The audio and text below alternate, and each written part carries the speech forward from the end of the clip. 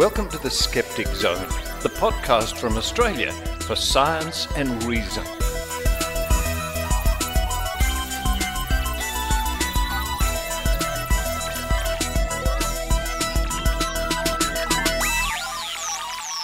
Yes, it's the Skeptic Zone podcast, episode number 686 for the 28th of November, 2021. Richard Saunders coming to you from a wet, wild, windy, grey Sydney, Australia. Not only do we have the storms and flooding to worry about, we have the floods of anti-vaxxers, conspiracy theorists and so on flooding our streets here in Sydney, in Melbourne and other capitals.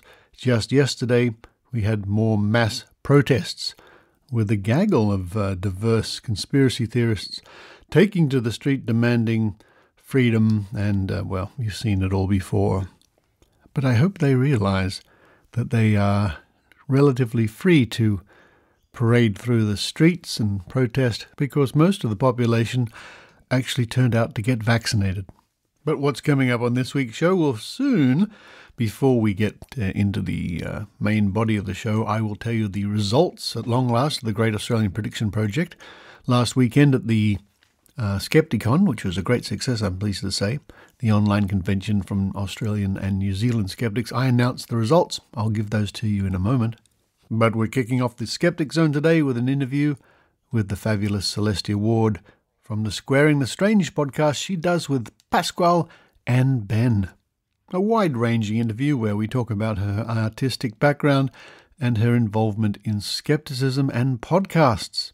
And, as a special, added extra bonus feature, add-on, whatever, we have that whole interview you can enjoy listening to through your earphones, or if you go to YouTube, and links in this week's show notes, or you subscribe via YouTube to the Skeptic Zone YouTube channel, you'll see the interview because we conducted that via Zoom and we recorded that video. Worth having a look because you can see pictures of some of the things that we refer to during the interview. Following that, it's the Book of Tim with Tim Mendham. And Tim, I'll have to visit your place, or you'll have to visit the studios before long, because that's the last Book of Tim we recorded in a big session we did some weeks ago. So a little break from the Book of Tim, and then we'll get back into it probably in a few weeks or early in the new year. And to round off the show, back to the Trove archives once again, where this week we'll look at references in Australian newspapers and so on to Reiki. If you haven't heard about Reiki, it's one of these so-called energy healing methodologies where magical energy unknown to science is channeled through your hands, apparently. Now, as I said before, the Skepticon was a big success, and thank you to everybody who worked so hard behind the scenes to make that happen. But yes, I announced the long-awaited results of the Great Australian Prediction Project, something I've been doing for 12 years, and in the last few years with a team of wonderful people helping me online and in person. And one of the downsides is, of course, that we are no longer meeting every week. And that was a lot of fun. Anyway, at the end of the day, when you boil it down, when you have a look at it, when you get the results, roughly 11% of psychic predictions made in Australia, published predictions, over a 2-decade period, roughly 11%, can be categorized as true in one respect or another, or coming true, or seem to be correct. Which means about 89% of psychic predictions over the last 2 decades were either wrong or too vague to really count one way or the other, or were predictions which were expected to happen. For example, earthquakes in California. Now, if you subscribe to the Skeptic magazine, the journal from Australian Skeptics, in the very next issue is the full report, going over many pages of the way we went about conducting this project, this report, the database, the analysis, and so on. But in the opinion of the author, me, psychics, so-called psychics, have a no better success rate in predicting the future than you or I. It's called guessing and then cherry-picking.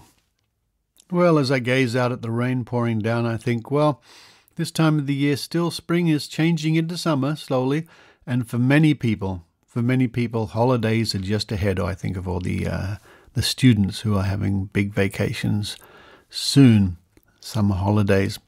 I think it'll be sometime after the rain. I hope so. But now it's time for me to run downstairs, grab a slice of cake out of the fridge. It's a good day for cake. While I do that, I hope you enjoy the Skeptic Zone.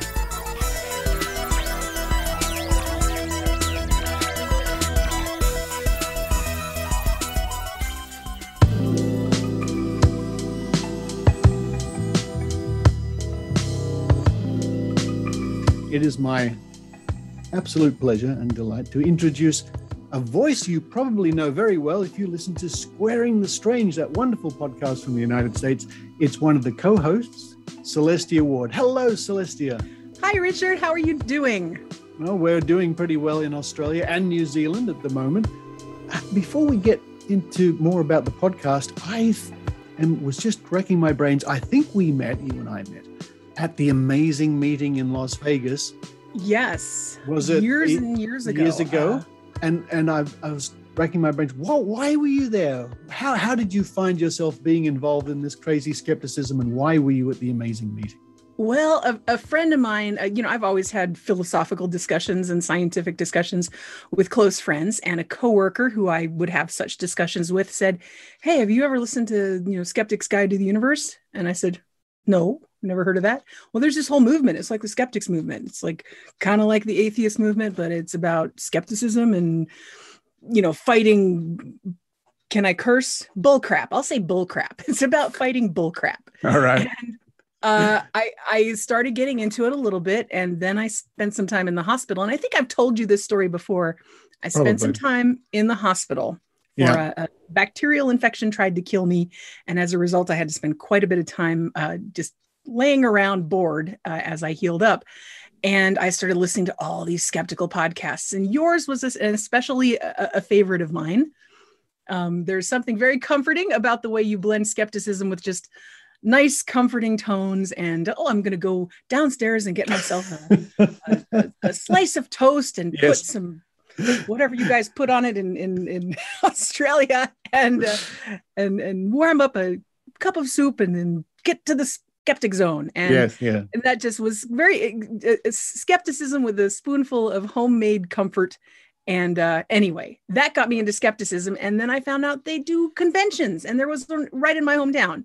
So how could I not go? I got to attend, I think, 3 or 4 of them before they ended. Yes.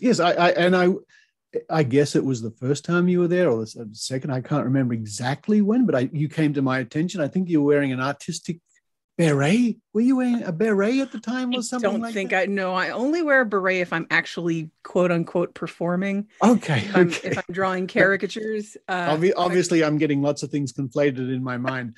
But well, I have drawn caricatures at some of the skeptical meetings. So maybe that's it. Yeah. Probably you gave me your card, and it was this crazy sketch of you madly running with a pencil.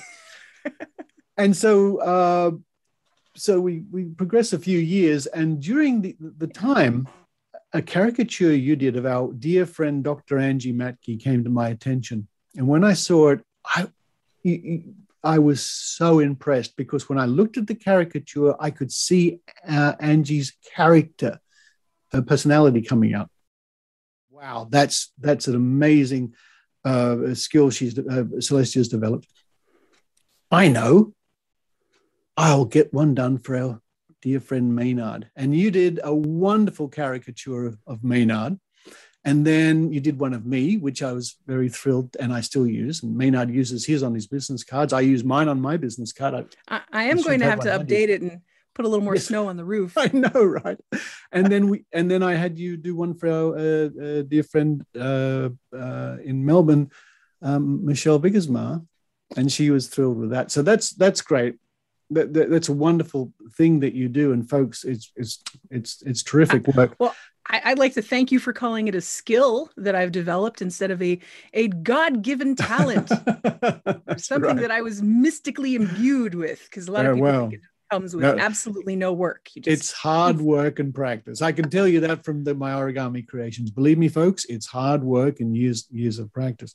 But let's get back to Squaring the Strange. So there you were doing caricatures of skeptics like me and our friends and being interested in the movement. But now you're, as I said, you're one of the co-hosts of one of the great skeptical podcasts. How on earth did that all happen? I ask myself that every week. I befriended many skeptics, and I happened to befriend Ben Radford. Oddly enough, at a caricature convention. He is a fan of the art form. And he's got such a face for it, hasn't he, Ben Radford? He does. And it's not often a compliment, but I think it can be one. It's a compliment, yeah. And caricature conventions, I have to let you know up front, it's not like a Comic Con. It's not like everybody shows up. Only caricature artists show up to caricature conventions. We get together, we drink, we draw, we pat each other back on the back and give awards and have little seminars.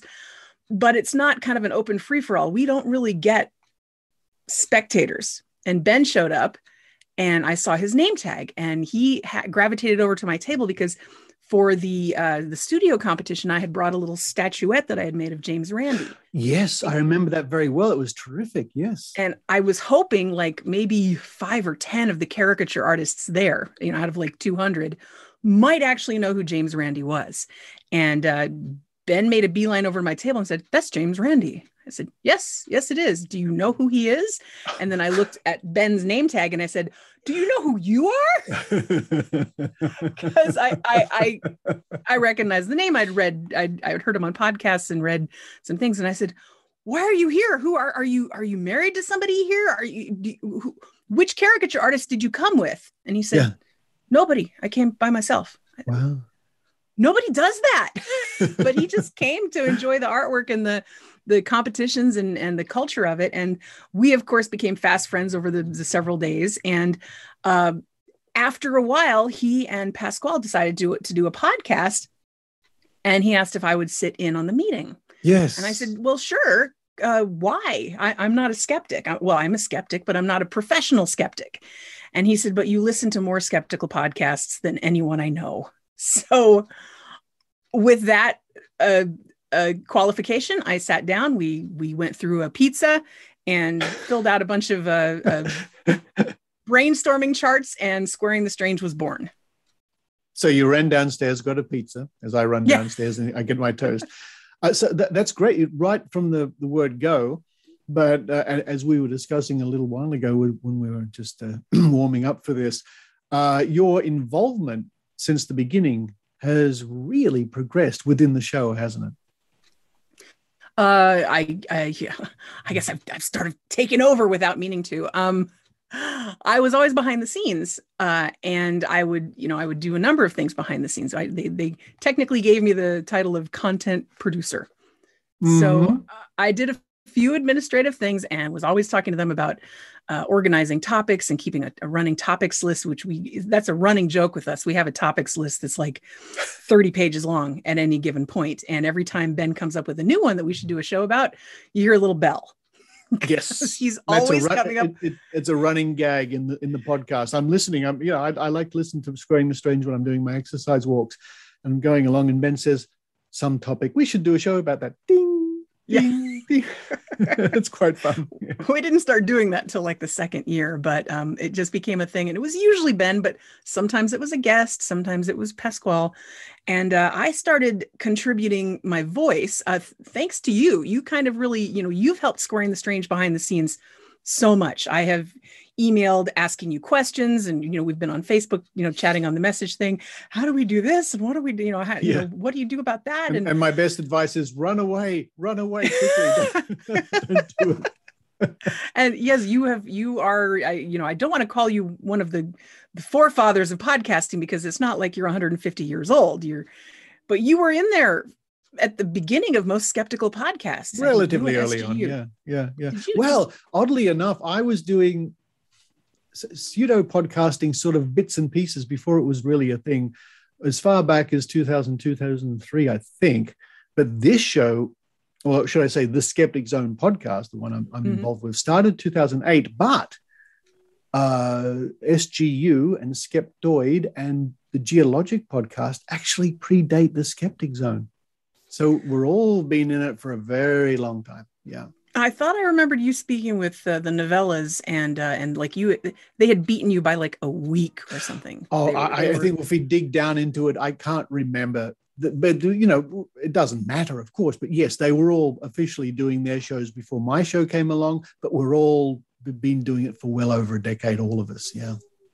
You've got a long way to go. Yeah. And I apologize. My 3-year-old son might be coming through on the audio. I apologize for that.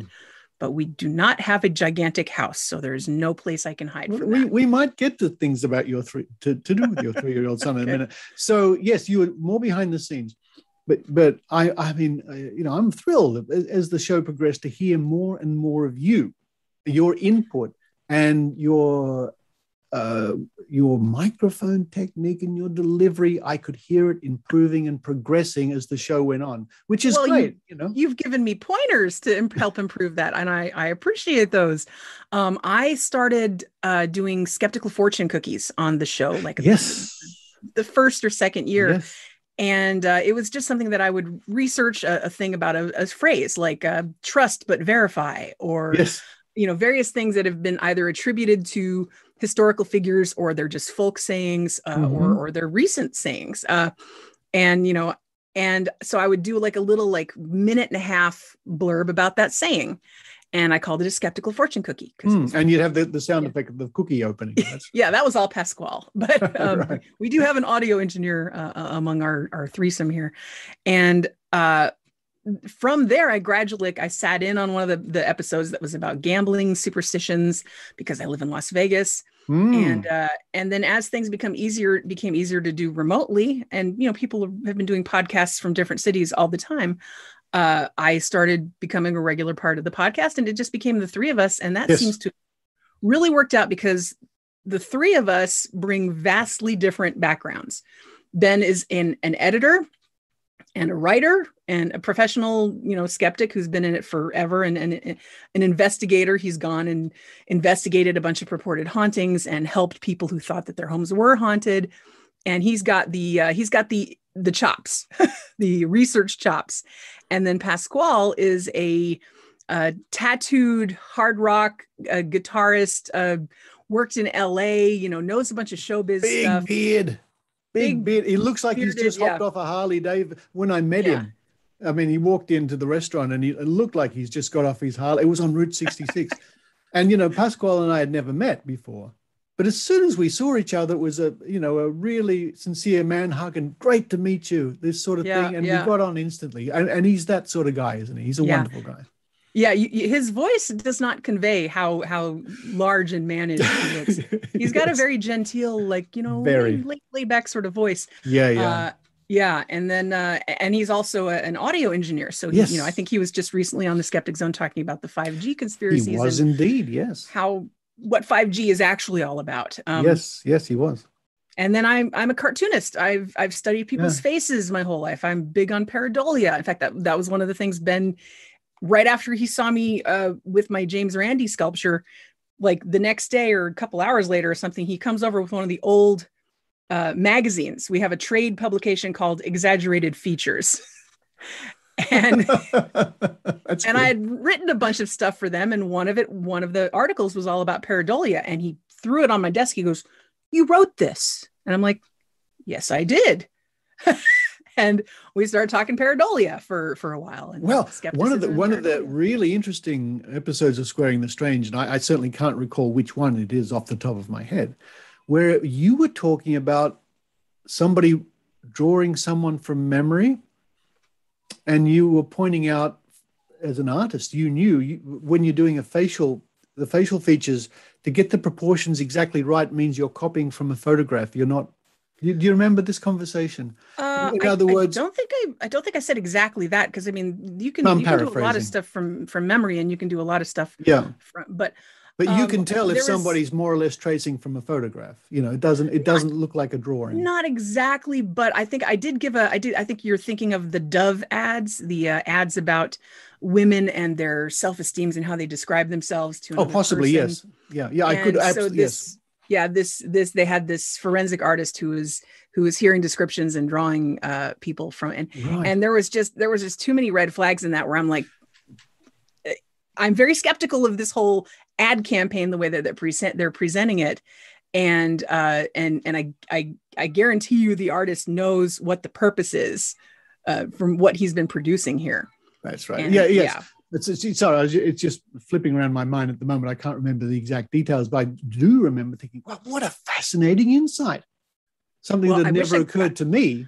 I wish I could remember exactly what I said, because that was a few years ago. But yes, it was. Yeah. When the Dove ads came out purporting to have these, it was essentially this forensic artist listened behind a shield and only drew these women from descriptions of themselves. Right.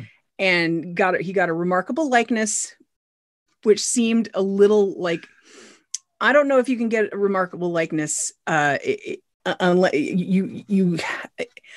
The trick with forensic artwork is not the drawing ability; it's being able to pull the details from the witness, right? And show them all. Does he have a nose like this or a nose like that? Yes. And so, I questioned exactly how much of a real experiment that was versus just an ad. And it was to sell you something. Apart from being a very interesting and entertaining segment to listen to, I thought, you know what? I'd never thought of that. Never thought of that angle in investigation. But it takes someone like you with your skill and background to bring this to our attention, say, here's another aspect you probably didn't think about. Oh, wow. Well, it's also a community I'm plugged into. I wasn't just talking about my own experience drawing people. I had listened to a bunch of comments. People had started threads about it. Portrait artists, people who did do courtroom drawings were like commenting about the Dove ads. And so I was plugged into that whole community, sort of breaking that down. Now, before we get into talking about the strange gurgling noises we're hearing from the other room or not, I'm not sure. That's Rick, I can't hear a thing. Maybe for the sake of our audience, just a little bit more about Squaring the Strange, because I think it's a terrific podcast. I enjoyed it very much. From a technical point of view, now you're very involved with putting the damn thing together, aren't you? Well, that sort of fell into my lap because we had some, life gets in the way. All of us have got various things to deal with. We've all got families. We've all got jobs. And Pasquale found himself starting a new job, and various things at home had changed, and they had a death in the family, and everything went crazy for a while. And Pasquale had been editing the show, and he said, I could show you how. And I said, okay, sure. So he showed me how. I edited the show, and I liked doing it. It's not a terribly complicated thing to edit a podcast on Audacity. And so I started doing it, and then I just kept with it. And now I'm the podcast editor and trying to do a decent job. There's plenty I still need to learn, but I get by. So I do the podcast editing. Yeah. And from a technical point of view, of course, when the three of you are doing an episode, you're all in completely different locations. Yes, we are. Yeah. And how does that work? Well, it works okay. I am in Las Vegas, and Ben and Pasquale are in New Mexico. Yes. And it's the same sort of climate. We're actually not all that. If your listenership might not know the layout of the United States, but we're not that far from each other. We're like a state away. Like I'm in the bottom of Nevada, and they're in the bottom of New Mexico. So it's like just go across Utah and you're there, or not, rather go across Arizona and you're there. Yes. So, but you say, right, we're meeting, I don't know, when you record the show on whatever evening or afternoon, and how do you hook up? How are you hearing each other to conduct the podcast? We use a platform. There's a number of platforms available online. The one that we've been using is Zencaster. Zencaster, right. It has a few bugs, but they've seemed to work those out. But there's plenty of other, I can't think of the names offhand, but there's a number of other online platforms you just sign up for and subscribe to. And so all of the software is online. You don't have to load anything. You just plug into it, sign up, and then you can take people so we've been able to interview people from all over the world. We actually just interviewed Bob Bartholomew, who lives in Auckland, New Zealand. That's fantastic. And I think, and from memory, I think I joined you a couple of years ago as a guest on the show. And I think that's all browser based, wasn't it? Yes. You give your guests a URL and away you go. But it's impressive because when you're listening to the show as a listener, when the three of you are chatting, it's like you're all next to each other in the studio. Thankfully there's not really a delay or anything, so we can just chat, and of course there's editing stuff that you don't hear or see behind the scenes. Tell me about it. Or if we do talk over each other, we try and untangle that out. So yes folks, if you're ever wondering, putting together a podcast is not as simple as running around and doing interviews and getting together and talking. That's just the beginning. Then you've got the edit, which depending on the segment or the guest or the report, be an extensive experience, a long experience. Yeah. The sausage has to get made. And if you don't end up editing this particular video, you might hear my dog barking and my child loudly reciting the alphabet. I thought it was out here, but I remember we have very different podcasting obstacles.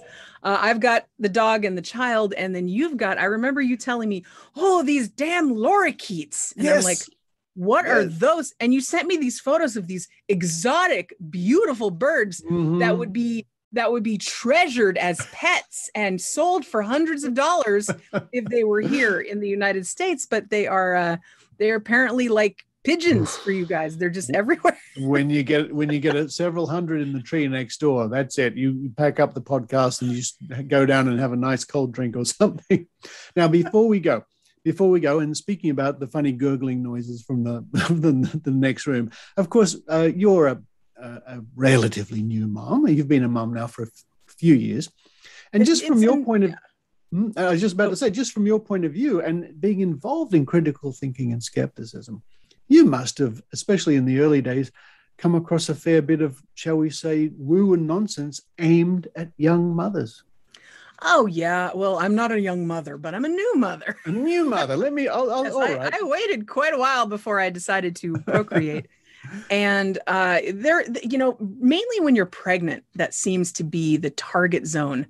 When you are pregnant and when you're a very new mother and you're breastfeeding. I mean, and I got sucked up into a lot, not fully, but you got to kind of like harness your feelings, because your body is flooded with all sorts of hormones and worries, and you're in this altered state of mind where you're just trying to do everything right, and you're paranoid about all the things that can go wrong. And so if you hear, breast milk is the best thing for your child, even if you're a skeptic, you're like, well, I should try, and I tried, and I was just not one of those ones that could breastfeed easily. And I had a discussion with my doctor, my OBGYN, and he said, well, why are you trying to breastfeed? I said, because it's supposed to be, I'm a skeptic. I know it's not completely, everything they say, but it does give the child antibodies, right? And he said, well, yeah, a little bit temporarily. And I said, what are the reasons to breastfeed? And he said, the number one reason is it saves money.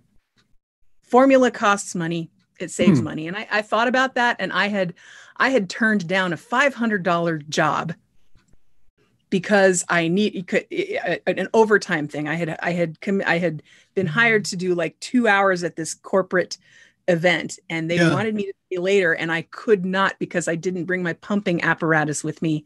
And I don't know if I can use the word engorged, but I was engorged and I needed to get home. I think we understand. Yes. I can't stay for another 2 hours. I have to go. Yeah. And I turned, a big corporate gig like that, you're turning down a lot of money. And I'm like, that would have bought months worth of formula. Why am I doing this if the only reason is to save some money? So interesting. Yeah. Yeah. So you can get caught up in things because one thing we've learned as skeptics, especially working with other skeptics, like I can be very knowledgeable about a certain area that Pasquale and Ben aren't. And Ben can know a lot of things that Pasquale and I don't. And you need to go to the people who know the material.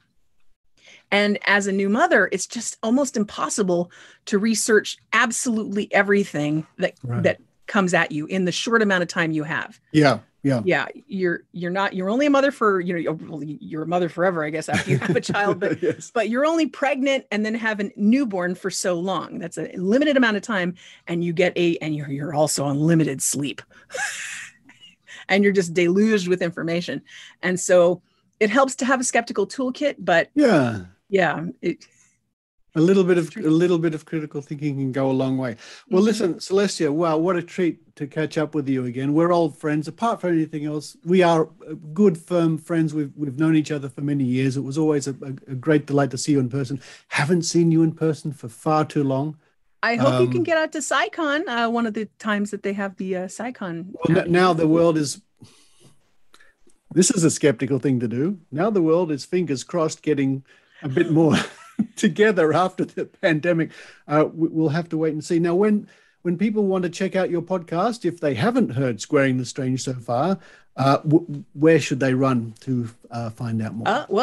We've just got a link tree started. So if you go to squaringthestrange.com, you'll find our little link tree that goes to various things about the show. And of course, the show, Squaring the Strange, you'll find that on libsyn.com and all your podcast dispensers. So yes.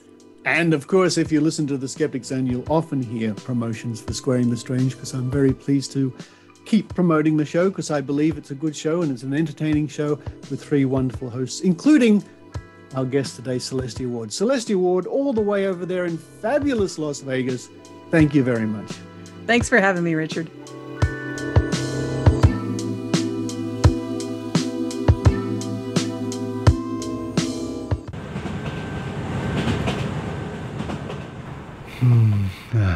I sure do miss going to those skeptical meetings in pubs and cafes to hear talks and interact with my friends.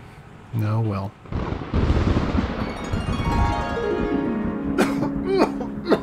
I think I can help you with that. Who the hell are you? I'm your skeptical fairy godmother angel from the internet. You're my skeptical... What? Relax, Richard. I can make your wish come true. What? You mean free beer? No. The other wish. Oh, really? Yes! I have news of skeptical meetings and talks online. Oh, yes, of course, yes. Skeptics Cafe Online by the Vic Skeptics brings you live and interactive skeptical talks via Zoom. Anyone, anywhere in the world is welcome to join in on the 3rd Monday of the month. Just check out the Skeptics Cafe page on Facebook to see when the next talk is and who will be presenting. Alternatively, see the Vic Skeptics website at vicskeptics.wordpress.com for details. That sounds great, a skeptical god, fairy, angel, mother, person. And there are similar skeptical online talks happening around the country and all over the world. All you need to do is search for them. Wow. Now, just one more question. Yes? What about the beer? Okay, all right. Well, just for you. I'll make it so you can go to the supermarket, buy whatever beer you like, and drink it while watching the talk online at home. And they say miracles never happen.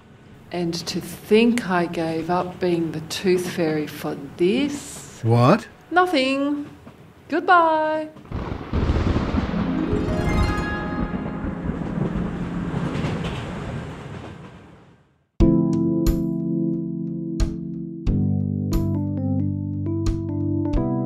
And now, a reading from the Book of Tim with Tim Mendham.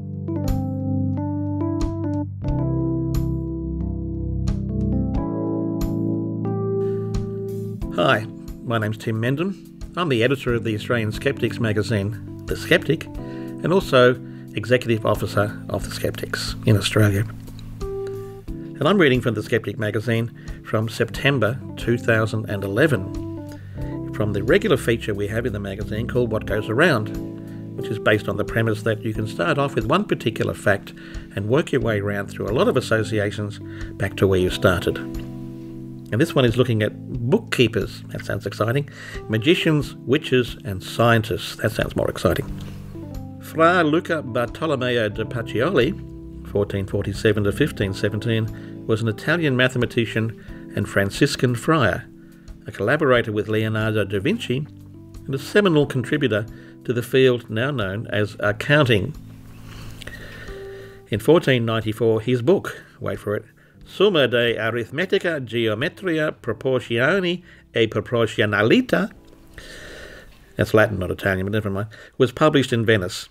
It was a synthesis of the mathematical knowledge of his time and contained the first printed work on algebra written in the vernacular, so it was in Italian. It is also notable for including the first published description of the method of bookkeeping that Venetian merchants used during the Italian Renaissance, known as the double-entry accounting system. Obviously, you're very excited about accounting, but don't worry, it gets better. He described the use of journals and ledgers and warned that a person should not go to sleep until the debits equaled the credits. Wise advice. In 1496, he wrote De Viribus Quantitatis, a treatise on mathematics and magic. It contains the first reference to card tricks, as well as guidance on how to juggle, eat fire, and make coins dance. It was the first work to note that Leonardo was left-handed, just like me. The book is divided into three sections: mathematical problems, puzzles and tricks, and a collection of proverbs and verses. The book has been described as the foundation of modern magic and numerical puzzles, but it was never published, and sat in the archives of the University of Bologna, seen only by a small number of scholars since the Middle Ages. The book was rediscovered after David Singmaster, a mathematician, came across a reference to it in a 19th century manuscript. An English translation was published for the first time in 2007. Now, the term magic is etymologically derived from the Latin word magi, a term that was used to refer to Zoroastrians. Performances we could now recognise as conjuring have probably been practised throughout history. The same level of ingenuity that was used to produce famous ancient deceptions, such as the Trojan horse, would also have been used for entertainment, or at least for cheating, in money games, since time immemorial. They were also used by the practitioners of various religions and cults from ancient times onwards to frighten uneducated people into obedience or turn them into adherence. However, the profession of the illusionist gained strength only in the 18th century and has enjoyed several popular vogues since. What is deemed the first textbook on magic was published in 1584. Written by Reginald Scott, The Discovery of Witchcraft was actually an attempt to show that witches did not exist by exposing how apparently miraculous feats of magic were done. The term witch was not exclusively negative in meaning and could also indicate cunning folk, a term that was used generally at the time. Folk magicians throughout Europe were viewed ambivalently, capable of harming and healing, which could lead to their being accused as witches in the negative sense. These accusations included contacts with fairies, spirits, or the dead, out-of-body experiences, travelling through another world, processions of the dead, or feasts presided over by a female divinity who teaches magic and gives prophecies, and sorcery. In Christianity and Islam, sorcery came to be associated with heresy and apostasy, and to be viewed as evil.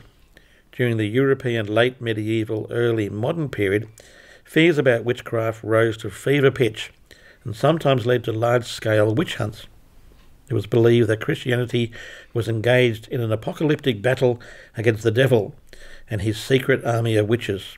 Some Muslim practitioners of witchcraft believe that they may seek the help of the jinn, J-I-N-N, in magic.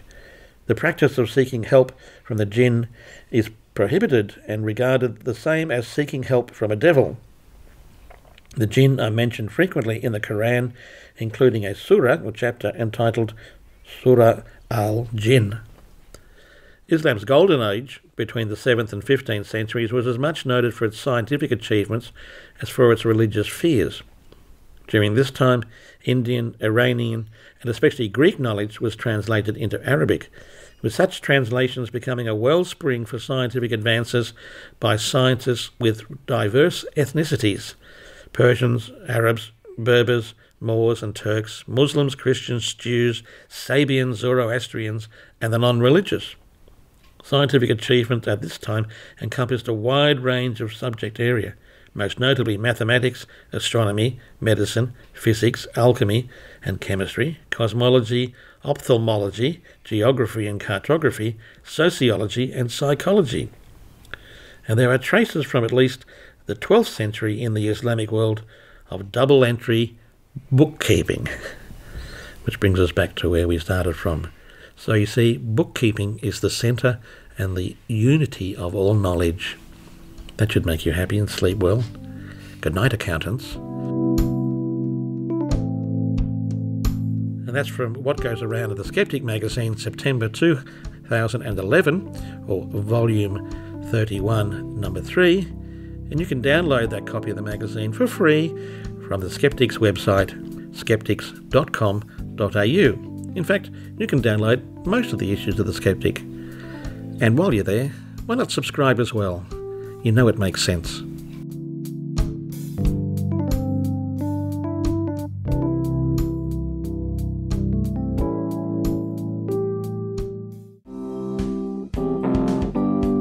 Hi, this is Heidi Robertson from the Northern Rivers Vaccination Supporters.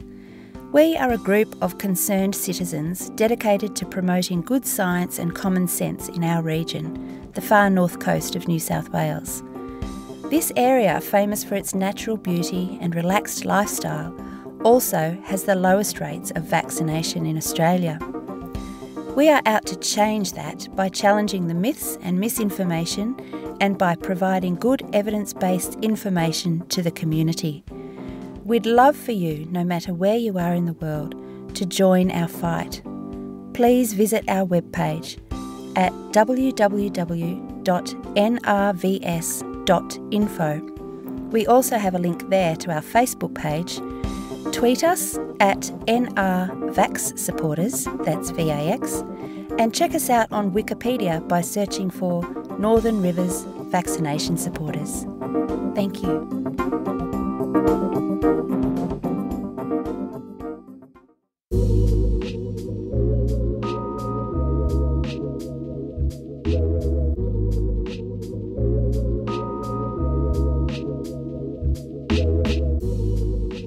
Now it's time once again to look into those pages at trove.nla.gov.au, your online resource for digitised newspapers and so on from Australian history. And what a valuable resource it is. We've looked up so many interesting things over the past year or so, mostly to do with the paranormal, the supernatural, things like that. Now we are looking more, at the moment, into so-called alternative medicine or healing or wellness, this sort of thing. Last week it was acupuncture, and this week I thought we would look at Reiki.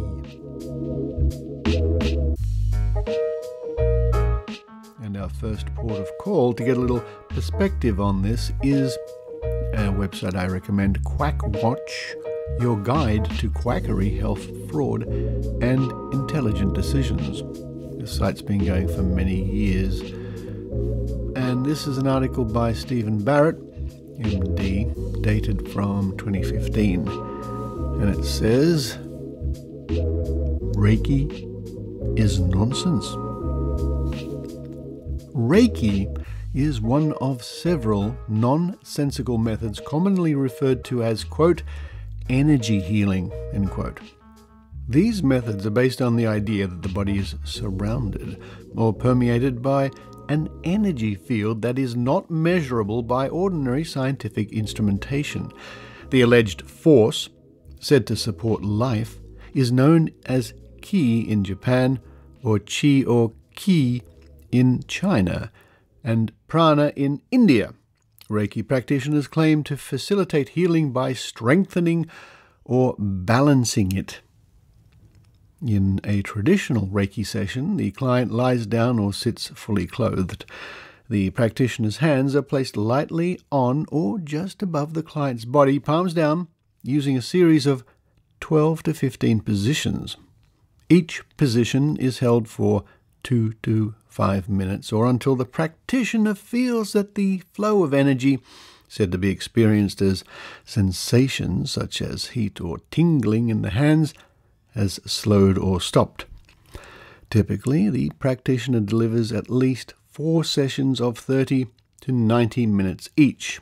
The techniques include centering, clearing, beaming, extracting harmful energies, infusing and smoothing and raking the aura, all of which are claimed to influence the imaginary energy that Reiki advocates postulate. It goes on to say the word Reiki is derived from 2 Japanese words, Rei, universal, and Ki, life energy. Current Reiki practice can be traced to the spiritual teachings of Mikao Usui in Japan during the early 20th century. Usui's teachings included meditative techniques and healing practices. And it's a very interesting article. Later it says, no special background or credentials are needed to receive Reiki training. To become a practitioner, one must receive an initiation or attunement from a Reiki master. This ceremony makes one attuned to the universal life energy and enables one to serve as a conduit for it. There are said to be 3 different levels of attunement. Some teach that there are 4. At the higher levels, one can allegedly channel Reiki energy and effect healing at a distance without physical contact. And at the end of the article it says the bottom line, Reiki has no substantiated health value and lacks a scientifically plausible rationale. Science-based healthcare settings should not tolerate its use, and scarce government research dollars should not be used to study it further. So, quite a clear conclusion there, and I will link to that page in this week's show notes. But I am keen to see what coverage Reiki has received in Australian newspapers and so on over the decades, and my search does not go back far. In fact, it doesn't go much beyond the 1990s. Now, Reiki may have been around before then, but it was certainly relatively unknown. So it's a more recent thing in this country, I think. Our first item comes from Times of Victor Harbour in South Australia, and that's dated the 14th of May 1998. An Explanation of Reiki by Dina Kozok. Dina Kozok is a Reiki master / teacher. Reiki, pronounced Reiki, is an extremely gentle yet powerful method of healing using the, quote, laying on of hands, end quote, method. It is a profoundly simple technique suitable for all age groups from 6 upwards. From 6 upwards. I wonder why that is. It is not necessary to be a practitioner, nor does the system require months of training and study.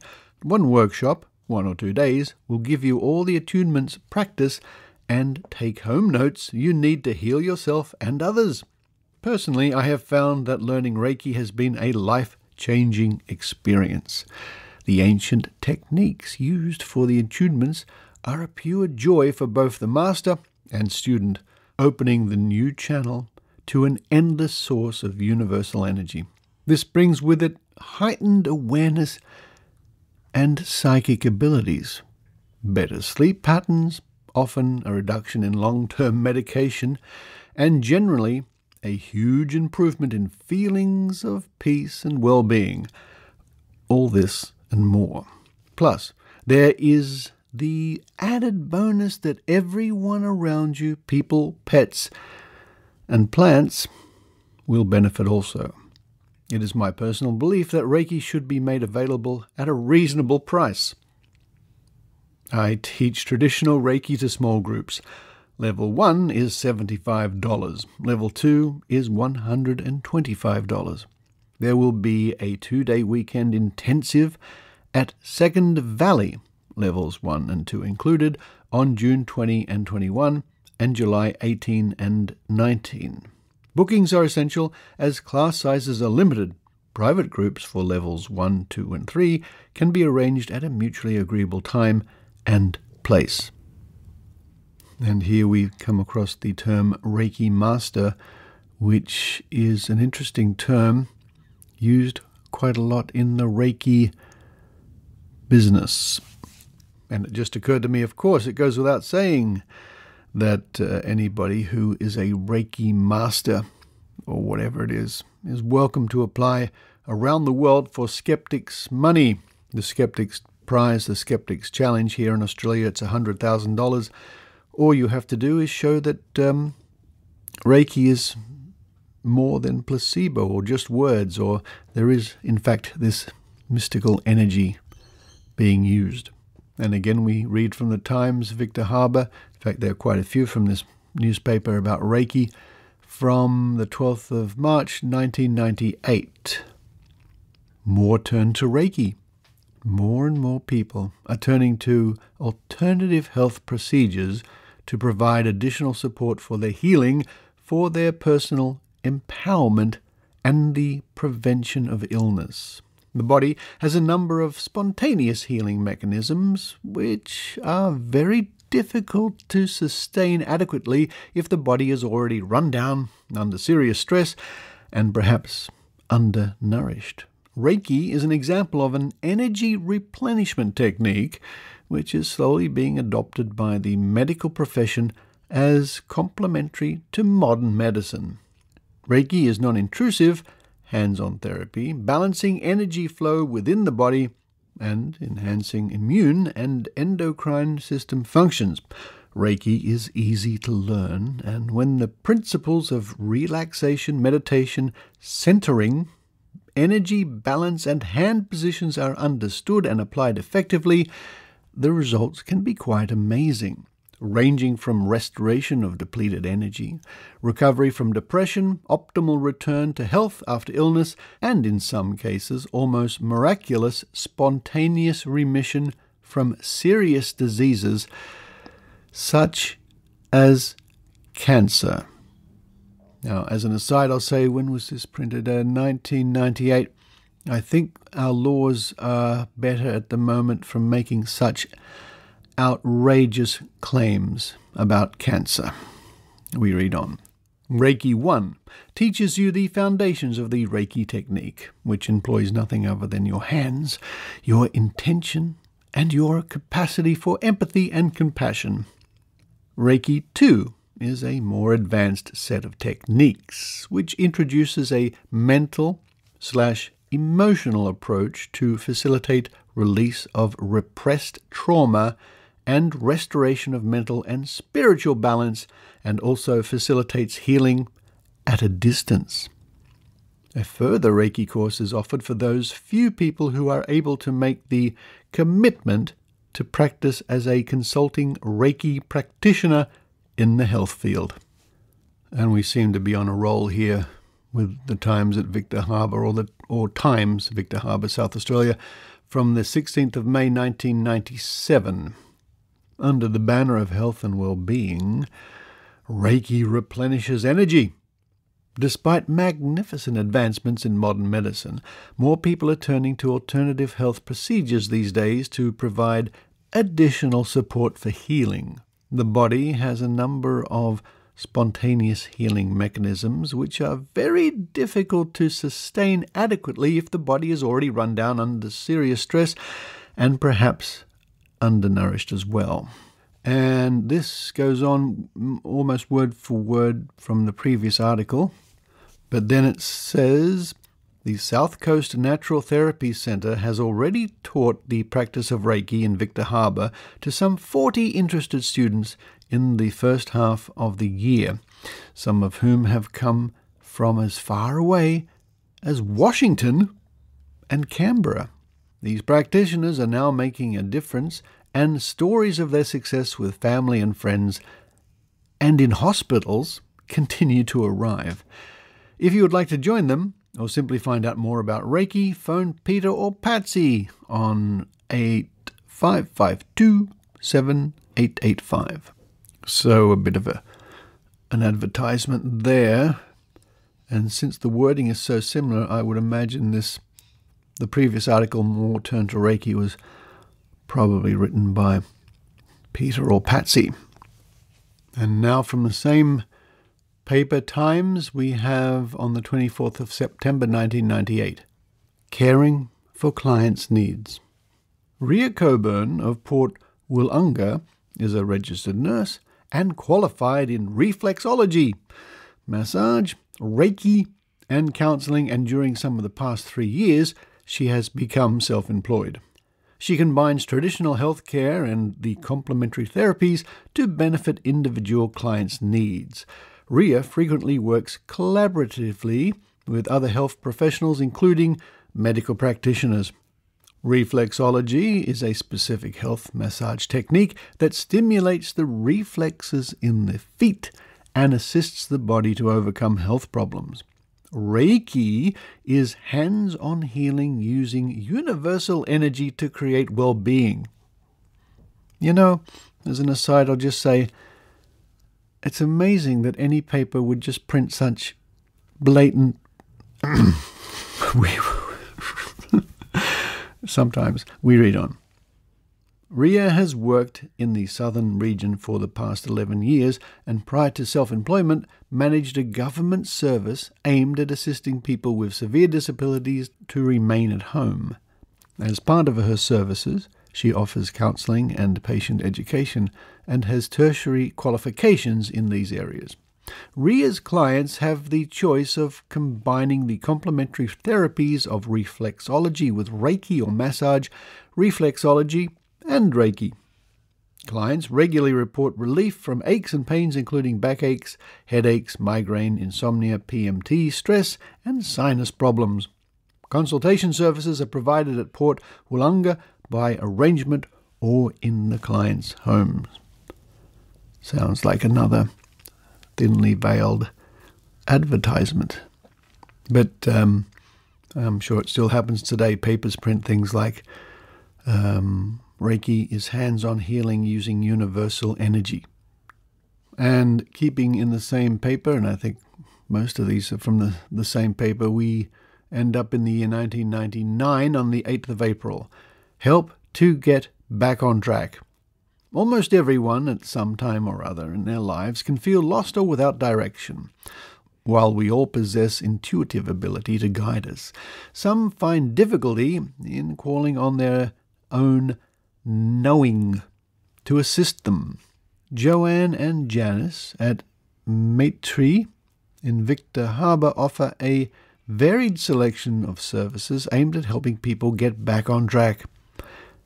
Psychic guidance readings are for those people who would like their door opened again and their path illuminated. Readings are private and usually take an hour.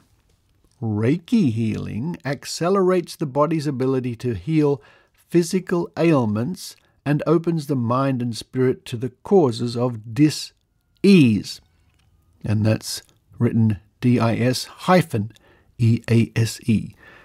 Dis-ease and pain. Treatments are relaxing, unique, and blissful. Consultations last for 1 hour. Chakra balancing is a wonderful spiritual and uplifting experience for when we can feel out of balance. Feelings of total peace, and I should put soothing music. Yes, I'll put some soothing music here. I'll start that again. Chakra balancing is a wonderful spiritual and uplifting experience for when we feel out of balance. Feelings of total peace and tranquility can be felt during the consultation, leaving you with a sense of absolute calm within. Creative Visualization therapy is beneficial for almost every issue that may arise in your life, and it is the ultimate indulgence for those who simply want to relax. During the 1-hour session, you will be gently guided through a series of therapeutic visualizations that assist you in achieving your highest potential and overall well-being.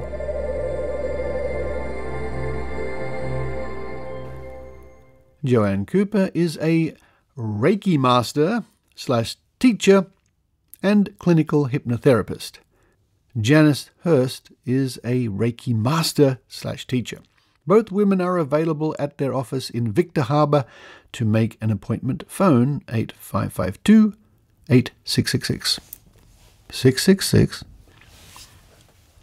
And finally, another reference here from 1994, and not from Times and Victor Harbor. In fact, we have a publication called Lesbians on the Loose, and this is based in Sydney, as far as I know.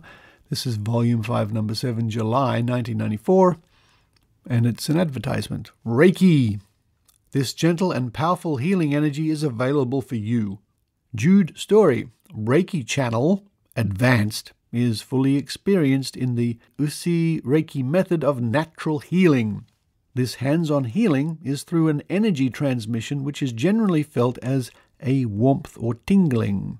Reiki, pronounced Reiki, means universal life force, a term created after its rediscovery by Dr. Mikao Isui, a Japanese minister.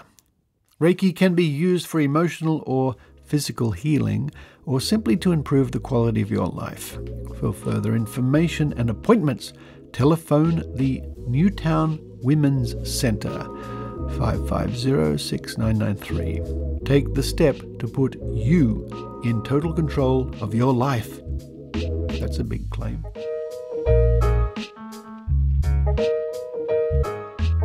And so there we are.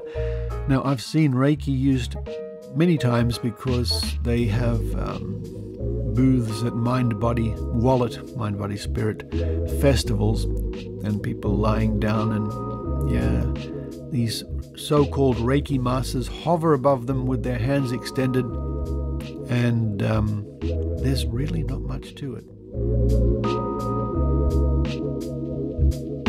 But if you're a believer in Reiki, on either side, so if you're the patient or you're the practitioner, I imagine you feel a great benefit from the side of the believer. If you're lying there expecting to feel some sort of healing from some Reiki master, you probably will feel better.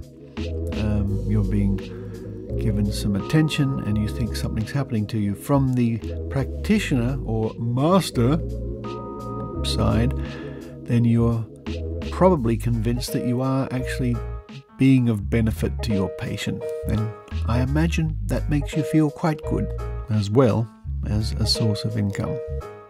Next week on the Trove segment, we might look at another form of so-called alternative medicine. Then you too can dive into Trove and see what you can find about Reiki, or healing, or wellness, or whatever you like, by visiting Trove at trove.nla.gov.au.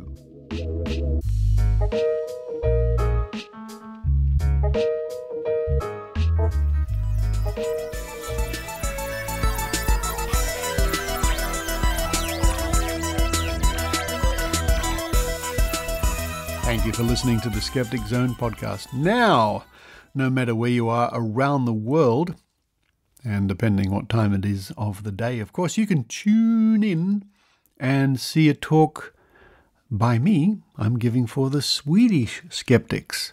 The Swedish Skeptics. I can tell you that's going to be 6 a.m. here in Sydney on Thursday, this coming Thursday, the 2nd of December. Now you can check your local times around the world to see when that is in your area. And it's for the Swedish Skeptics in the pub. The talk is called The Adventures of Richard Saunders. Ooh, I wonder what that's all about. It says here, Richard Saunders, Australian skeptic of the internationally acclaimed podcast The Skeptic Zone, fame, tells us about his adventures and decades-long experience of skepticism, pseudoscience and quacks. And it goes on to say this will be an online event with the opportunity for participants to send written questions during the presentation, which will be answered in the Q&A afterwards. Well, I'll try to answer them. I'll do my best. And the official time for that is the 1st of December at 2000 hours CTE. But look, I'll put a link in this week's show notes. Check it out and you can discover when that might be in your part of the world and what a thrill it will be to give an international talk for my friends at the Swedish Skeptics. Thank you to those people who continue to support the Skeptic Zone at skepticzone.tv via Patreon or PayPal. And it's owing to you people that everybody else gets to hear the show, including me. I guess I could record it here just for myself and listen to it back, but yeah. Coming up on next week's show, the Trove segment looks at homeopathy, the poster child of quackery. But for this week, this is Richard Saunders signing off from Sydney, Australia.